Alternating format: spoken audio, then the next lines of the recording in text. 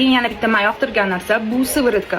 Bu siviritkani bundan ham oldin ishlatganman va bularning ham do'konlarida bor ekan. Menga кажется, to, что aynan shu siviritkadan keyin qoshimni mana bu yoqlar ham o'sib chiqdi. Yoki menga shunaqa tuyulyaptimi? Ayniqsa qosh kiprigim laminatsiya bo'lgan payti tush hamda gelli braviy ishlatmasdim. Shunchaki mana shu siviritka bilan tarab-tarab yurardim.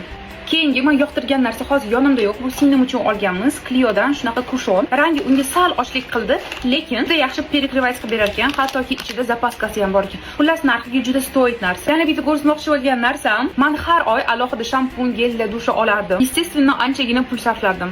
Bu yerda esa kitayskiy nabor. Bu yerda o'zini shampuni bor, balzami bor, gelda dushasi bor, yana bir nimasi bor, yana bir nimasi bor. Narxi ham 250 ming edi.